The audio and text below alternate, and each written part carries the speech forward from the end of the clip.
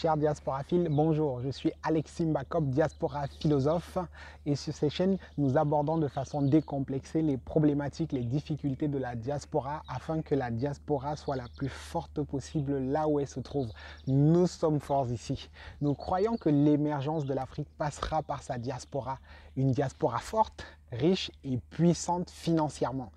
Et aujourd'hui, vous avez certainement remarqué dans le titre de la vidéo, ça ne va pas être une vidéo classique, mais plutôt une vidéo critique, une vidéo de désespération, une vidéo de frustration, une vidéo où je compte apporter mon soutien à Philippe Simo d'investir au pays.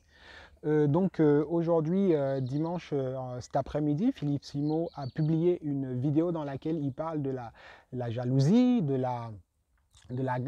tout ce qui gangrène un petit peu notre communauté, la jalousie, la haine, les guerres fratricides, les guerres ethniques, tout ce qui en fait nuit un petit peu à la communauté. Et j'étais un peu curieux de savoir qu'est-ce qui se passe, donc j'ai regardé dans les commentaires. Et j'ai vu que plusieurs personnes parlaient d'un certain nom, de certains sujets dans lesquels Philippe Simo serait mêlé. Désolé pour mon incrédulité, hein. Moi je suis en fait nouveau sur les réseaux, dans le sens où moi je travaillais toujours sur le terrain de façon physique dans plusieurs associations, et seulement depuis la crise, depuis le début de cette crise du Covid, le diasporaphilisme s'est étendu sur Internet. Donc le diasporaphilisme, c'est un projet, une réflexion qui est menée depuis 2 ans. Et aujourd'hui, avec le cercle d'études sur les comportements et les solutions pour la diaspora, nous avons décidé de nous mettre sur, sur les plateformes, d'où la création de cette chaîne Diaspora Décomplexée. Et donc je découvre en fait qu'il y a tout un univers combatif, qu'il y a tout un réseau, je dirais, organisé pour combattre Philippe Simo et d'autres leaders dans la communauté afro, en tout cas de youtubeurs afro. Et ça, je voudrais dire en fait que ça démontre encore combien nous sommes complexés, combien nous sommes limités, combien nous sommes, je dirais, toujours aussi pauvres. Pauvres intellectuellement, pauvres culturellement et pauvres en stratégie intelligente. C'est-à-dire que nous de la diaspora, parce que la plupart des personnes, j'ai remarqué, qui combattent Philippe Simo ou qui combattent Claudel Numbisi ou Stéphanie de Parlons de Business ou l'investisseur africain, toutes les personnes qui combattent ces leaders youtubeurs, donc des personnes de la diaspora, c'est-à-dire des personnes qui vivent ici en Occident, mais qui vont critiquer en fait le lieu où ils habitent. Ils vont critiquer, ils vont tout remettre en question là où ils sont, mais continuer à y vivre. C'est-à-dire qu'ils pissent dans la sauce et après ils la boivent. Donc comment sur une chaîne afro aujourd'hui, des personnes qui vivent en Occident, on peut retrouver des sujets comme est-ce qu'on doit se métisser, est-ce qu'un noir doit épouser une blanche, est-ce qu'on doit faire business avec des blancs, est-ce que... Mais de quoi mais j'en perds même mes mots. Mais on est vraiment où là? Mais vous êtes des aliénés à un point, c'est tellement ridicule. Ridicule qu'au XXIe siècle, on trouve encore des personnes qui passent leur temps, leur journée, qui travaillent des sujets pour discuter de la couleur de peau, pour discuter des personnes. Donc écoutez, les grands esprits parlent d'idées, de pensées, d'innovation. Les esprits moyens parlent d'événements et les petits esprits parlent des gens. Voilà où vous en êtes, chère diaspora africaine, à parler des gens, à parler de couleur de peau, à parler de si c'est bien ou si c'est pas bien. Écoutez très bien.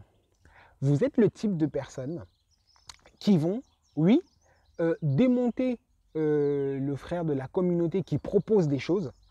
Vous allez démonter le frère de la communauté qui engage, qui donne de l'espoir, des projets, de l'initiative, qui donne du travail. Mais le lendemain, vous allez demander à vos petits frères, à vos petites sœurs au pays d'aller déposer des CV dans les entreprises de Bolloré, dans les entreprises d'Orange, dans les entreprises des personnes qui sucent réellement l'Afrique. Vous êtes des aliénés, des perdus, sans aucune réflexion. Sérieusement, diaspora africaine, que faisons-nous en Beng? Vous parlez de couleur de peau, vous êtes en Occident. Quelle sera votre situation dans 10 ans, en 2030? Que serez-vous? En 2050, lorsque le continent africain aura doublé de population, quel sera votre apport? Quelle sera votre contribution? En 2050, lorsque vos enfants auront 20 ans, 30 ans, vous croyez sincèrement qu'ils vont vous applaudir et dire oui, effectivement, papa, maman, vous avez passé votre vie à parler des Bourguignons, vous avez passé votre temps à parler de Philippe, vous avez passé votre temps à casser les autres, ben, bravo, bravo, c'était du good job.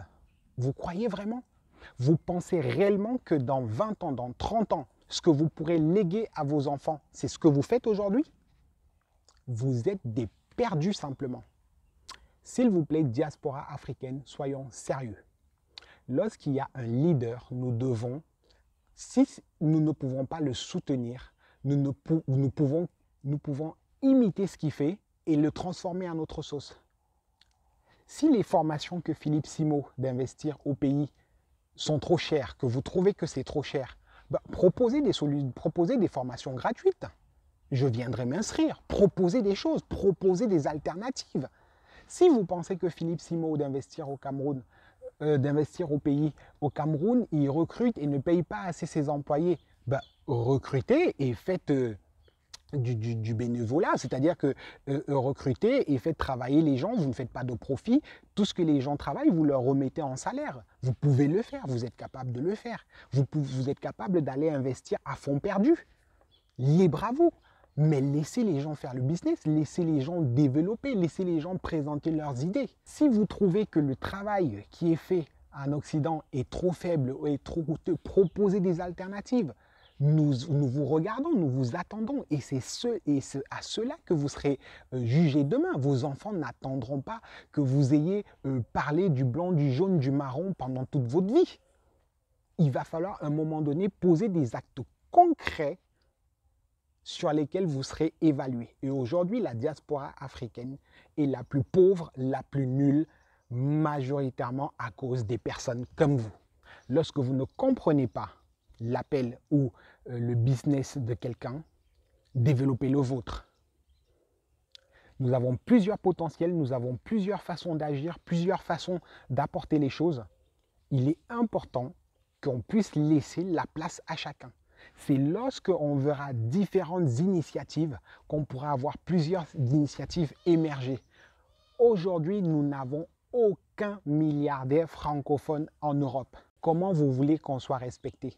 Vous parlez du noir, le racisme, on n'aime pas les noirs sont toujours maltraités, les noirs sont toujours... C'est normal, vous êtes pauvres. Dis donc, vous êtes pauvres, de quoi vous voulez parler? Le monde n'est pas fait de sentiments ou de cœur, on n'est pas dans un monde de bisounours. On est dans un monde d'intérêt. Chers Africains, réveillez-vous. Diaspora africaine en Occident, réveillez-vous. Vous êtes dans un monde capitaliste. C'est-à-dire que si vous n'avez pas de capitaux, vous êtes un dernier. C'est clair. Donc réveillez-vous. Il est important que la diaspora africaine s'enrichisse. Donc quand on a un leader qui montre les voies d'enrichissement, qui montre comment travailler ici de façon intelligente afin de s'enrichir, nous devons soutenir de telles initiatives. Je ne suis pas totalement d'accord avec tout ce que fait Philippe Simo, loin de là. Mais la base y est. La base y est. Et moi, le projet que je propose, certainement, je ne demande pas une adhésion totale à tout ce que je vais proposer, mais prenons quand même cette base-là qui veut que la communauté grandisse, que la communauté croisse et que tous ensemble, on puisse obtenir, arracher, je dirais même, ce respect dont on a tous besoin. On n'arrache pas le respect avec une revendication raciale. On n'arrache pas le respect avec une revendication de notre ethnie ou de nos origines africaines. C'est faux. On arrache le respect avec nos concrétisations, avec nos réalisations, des réalisations impressionnantes, éloquentes. Tant que nous n'avons pas de richesse visible qui défie, qui challenge le camp en face, nous sommes nuls. Vous pouvez regarder les autres diasporas, regarder la diaspora chinoise, regarder la diaspora juive. Lorsqu'un juif décide de retourner chez lui, il retourne avec des lingots, il retourne avec des masses. Et même aujourd'hui, vous qui parlez tellement de l'Afrique, tellement du noir, même si on sonnait la cloche aujourd'hui que c'est le retour en Afrique, toutes les possibilités, les disponibilités sont mises en place, tout est mis en place pour que la diaspora revienne. Est-ce que vous vous retournerez? Vous retournerez avec quoi? Vous êtes tellement pauvre où vous êtes actuellement. Avec quoi vous retournerez? Qu'est-ce que vous allez construire? Qu'est-ce que vous allez bâtir? Vous pensez que quand on parle de retour, on prépare des maisons pour vous là-bas?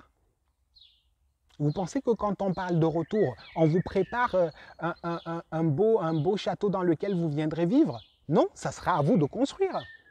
Avez-vous les moyens de construire? Avez-vous les moyens de déposer quelque chose en Afrique, vous? Qu'est-ce que vous avez déjà réalisé? Et qu'est-ce que vous comptez réaliser dans 10, 20, 30, 40 ans? C'est à cela qu'on doit travailler. Diaspora africaine, quand seras-tu prête? Quand seras-tu assez riche de sorte que si on met en place comme en Israël une loi du retour, tu puisses porter tout ce que tu as amassé et aller déposer là-bas? Parce qu'un retour ne se fait pas les mains vides. Donc je suis vraiment exaspéré. Je suis choqué. Je suis dépassé par tout ce que j'ai pu voir, des vidéos de 5 heures, 4 heures, 5 heures de temps, où le sujet est Philippe Simo d'investir au pays, bon, arnaque ou bien fait pour la communauté. Vous prenez 4 heures, 5 heures pour discuter si un frère est bon ou pas pour la communauté. Pourquoi vous ne prenez pas 4 heures, 5 heures pour réfléchir sur une stratégie, comment acheter, comment reprendre, je ne sais pas, les sociétés télécoms dans votre pays d'origine? Pourquoi vous ne prenez pas 4-5 heures pour réfléchir comment mettre en place une usine ou une entreprise qui va recruter 100 000 ou 200 000 personnes? Mais quelle énergie nous perdons! C'est vraiment minable. Donc, s'il vous plaît, diaspora africaine, soyons conscients, soyons décomplexés de tout ce qu'on a pu subir jusqu'à présent, parce que Philippe Simo, dans sa vidéo, parlait et remontait même jusqu'à l'esclavage, du fait que dans nos gènes, il y aurait cette gangrène de jalousie qui remonterait depuis l'époque de l'esclavage. Moi, je dirais, nous avons le choix aujourd'hui. Nous avons le choix aujourd'hui de nous soutenir ou de nous détruire. Cessons d'accuser ce qui s'est passé dans le passé et prenons nos responsabilités. Nous vivons aujourd'hui et notre avenir se présente à nous. Que faisons-nous? On fait le choix de bâtir, de construire ensemble, ou on fait le choix de détruire et de casser les autres. Et casser, détruire, ça ne mène à nulle part.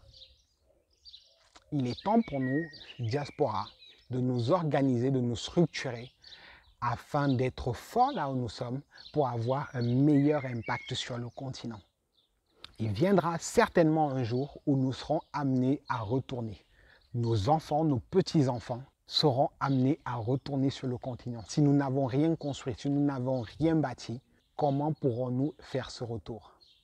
Avec quoi retournerons-nous? Quel sera le fruit de notre exode? Jusqu'à présent, aujourd'hui, tu dois clairement te poser la question: quel est le bénéfice du fait que je sois là où je suis? Cette vidéo, c'était simplement pour donner mon point de vue et de dire que je n'ai pas de parti sur le fait d'aimer ou pas Philippe Simo. Je n'ai pas le fait de savoir si ce qu'il fait est acceptable ou pas. Moi, je vois de mes yeux que cela produit du fruit, que cela encourage plusieurs, que cela donne de la motivation, de l'espoir, de l'énergie. Et ça, c'est du bon travail.